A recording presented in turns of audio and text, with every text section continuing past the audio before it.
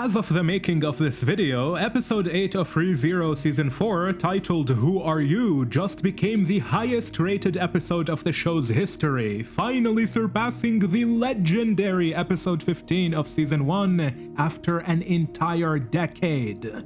Who Are You currently boasts an outstanding score of 9.9 out of 10 on IMDb, making it also the single highest rated anime episode of 2026, surpassing the likes of Jujutsu Kaisen's artistic masterpiece in the form of Sendai Colony. Of course, keep in mind that the current sample sizes are different due to the release discrepancy between the two episodes, so the standings are still subject to change, but what's not subject to change is how glad and grateful I am to see this moment from the story come to life thanks to Studio White Fox. Needless to say, it is truly a testament to Tappei Nagatsuki's writing ability that he was able to convey once again this exact same sense of overwhelming confusion, desperation, and terror that engulfed Subaru during his arrival in Lagunica. Yet he did so in a completely different environment with entirely different stakes. This is precisely why I was so happy after finishing this episode, since it truly felt like watching the start of season 1 all over again without actually having to go back and rewatch the series. And man, the only thing on my mind once the credits played was how much I have to talk about it. Now, I'm aware that a lot of people are understandably cautious of amnesia plotlines where characters forget significant portions of their journey, rendering their experiences and accomplishments throughout it almost meaningless. And this sentiment can sound especially true for a character such as Natsuki Subaru, who went through an unbelievable caliber of torment in order to reach the point he is in right now. However, I would instead argue that this is the exact kind of challenge to test the mettle of Natsuki Subaru, because for someone who cannot be defeated even by death, the most detrimental thing that could possibly happen to him is to lose all the experiences that allowed him to stand back up every time he was struck down. You see, when Subaru was pushed down the Pleiades watchtower into his death, he heard a voice saying that memories are what make people everything they are. So, by losing his memories, Subaru now has an opportunity to prove this claim wrong by showing that even without his past knowledge, he remains the same Natsuki Subaru who can stand back up no matter how far he falls. This is also why I believe that it was a very intentional choice by Tappei to have the first two deaths Subaru suffers after losing his memories be getting pushed from the Pleiades Tower, dying from the impact of a long fall. I say this for a couple of reasons, and the first one involves a tiny bit of both skipped and altered content from the light novel, but don't worry, none of them are a major spoiler by any means. After Reed Estrella stabs Subaru in the abdomen and kicks him down the stairway, the novel describes how Subaru saw the face of death gazing upon him as he was bleeding out, and to his surprise, it bore his own visage. That mocking look which death gave him only made Subaru more frustrated with his predicament, hence why he became so enraged before Satella appeared to calm him down. After which, Emilia found him and took him back to the healing spirit. Beyond this point, we see a traumatized Subaru exiting the Pleiades watchtower and stepping into the sand. Now, in the anime, this scene is depicted as happening in the morning, but in the novel, it actually takes place at nighttime.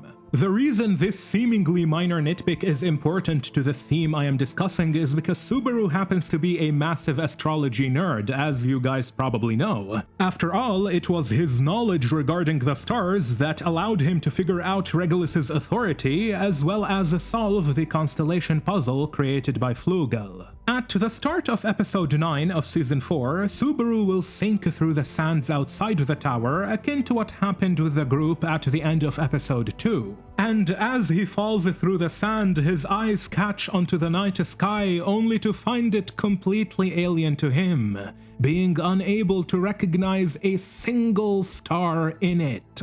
It is at that moment when Subaru realizes the depth of his despair. He is in an unfamiliar land, far removed from his mother and father, surrounded by strangers whom he can't remember, with someone repeatedly murdering him, and even his own constellation, the Pleiades, had abandoned him. Natsuki Subaru is, of course, named after the Pleiades constellation, where Subaru is simply the Japanese rendering of the Pleiades star cluster, also known as the Seven Sisters. Thus, him dying by falling from the Pleiades tower after losing his memories is directly symbolic of his current state.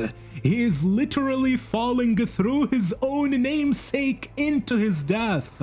This is someone who cannot trust anyone around him, someone who lost everything he built through countless excruciating deaths over the period of a year. Someone who cannot remember any of the accomplishments his supposed friends speak about to such an extent that he can no longer measure up to his own name. And this is why I always say that Tappei Nagatsuki is a genius when it comes to his ability to succinctly layer multiple complementary meanings within his writing. But as I said earlier, only through such a fire can the steel of Subaru's resolve be tested. He is a young man that even death cannot put down. Someone who, in the face of the greatest of adversities, will continue to stand back up and fight. So, only by falling to the bottom of the pit after losing all the knowledge he had accumulated to get to where he was, only by having to restart from zero, can his eventual triumphant ascension back to the top truly prove the essence of who Natsuki Subaru is. I also want to talk about a couple of the reactions from Subaru's party to his amnesia, those from Ram and Julius. Let's start with Ram, since I saw a lot of people criticizing her treatment of Subaru when they were alone together, saying that she was too harsh on Subaru for not being able to remember anything, which is something out of his control, and that she was being too mean and an asshole. The way I see it, these complaints completely miss the point of this scene, or even the point of what Ram was trying to get across. From her perspective, Subaru served as a leader and a unifying figure for the group, as well as the only person who remembered her sister's past. She couldn't even imagine the possibility of someone like him who could seemingly overcome any challenge to suddenly and out of nowhere become almost as disabled as the very girl he was trying to save. You can tell how every part of her being wanted to believe that this was part of a plan Subaru had hatched up which he couldn't reveal to anyone. So much so, she even convinced herself for a few seconds that Subaru truly didn't lose his memories. This is not to say that I agree with how Ram behaved, but it makes sense given how she placed all her hopes in this guy to find a cure for her sister, only for those hopes to be shattered along with his mind. I've actually considered making a deep dive into Ram, as she happens to be one of the most misunderstood characters in the story, where her cold exterior is constantly conflated with her actual actions, when in reality she is genuinely one of the kindest individuals in all of ReZero. The criticism towards Ram in this episode is quite reminiscent of when people got truly upset at Subaru's crash out on Emilia during episode 13 of season 1. Although, now that I remember it, so much of the criticism that went Subaru's way from that episode was way more brain dead than what we saw with Ram, especially when you consider everything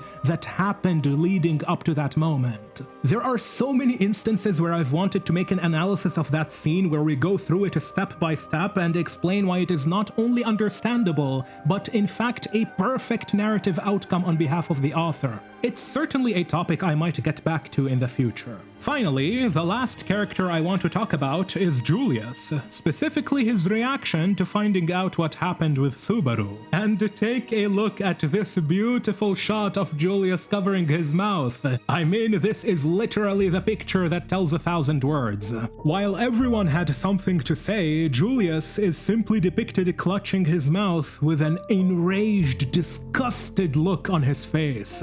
And most of this anger is certainly directed towards towards himself, since he likely has a very strong suspicion regarding what happened to his friend. Man, do I understand how Julius feels right here, and there are several ways we can approach the explanation. First, you have to consider the fact that right before this point, Julius was a man who lost almost everything he held near and dear to his heart. He lost his brother the same way Ram lost Ram to the archbishops of gluttony. Then he lost his name after Roy Alfard devoured his memories from the world, causing almost everyone to forget him. And only recently, he also lost one of the last things he could still cling to, which was his pride as a knight when Reed Astria humiliated him twice. And to put the cherry on top, even his lady Anastasia turned out to be not who he thought she was. Now notice how I said almost for all of these, because despite everything, there was still one guy who yet remembered his name. A single person who still remembered who he is.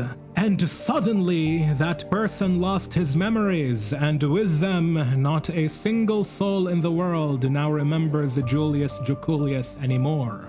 As far as he is concerned, at least. Simultaneously, Subaru and Julius saw each other as very good friends, as Emilia rightfully puts it. Never forget that these two are the ones who defeated the Archbishop of Sloth, Betelgeuse, together. And when Roy devoured Julius's name, Subaru was there to cheer him up. And then, when Julius was humiliated by the man he looked up to the most, in the form of Reed, Subaru stood by his side as a brother. It was then that we learned how Julius, in truth, was the only person in the royal hall who was deeply moved by Subaru's extreme act of foolishness when he proclaimed his undying loyalty to Emilia, despite not being a knight nor having any accomplishments to his name. And how Julius only stepped up to humiliate him in order to prevent the Council of Wise Men from executing Subaru. Lastly, we cannot forget that Julius was the last person to see and speak with Subaru before the amnesia incident, which is why he probably had this mixture of anger and disgust after seeing what transpired immediately after he left him. Julius definitely blames himself for what happened to his friend and wishes he had stayed by his side to prevent this. Because as I said earlier, he likely has a very good idea of what did this to Subaru, which makes the situation even more infuriating to him specifically. What a fantastic episode, definitely deserving of its high appraisal and ratings. Approximately 6 years ago, Who Are You was the point in Arc 6 where I decided to stop reading the novel just so I could experience the story in pure anime format. And make no mistake, this is not something that I normally do with most series. In fact, this is not something I've ever done before with any series. However, I trusted that this was the right move in this case, because I knew that if there was anything that could match the feeling of watching Season 1 of ReZero for the first time once more in my life, then it was going to be the events of this arc. And it truly looks like I made the right choice. From now on, I will go through every chapter corresponding to each new episode, and I have a feeling that the best is yet to come. Finally, ReZero feels like ReZero again, and I couldn't be happier with such an outcome.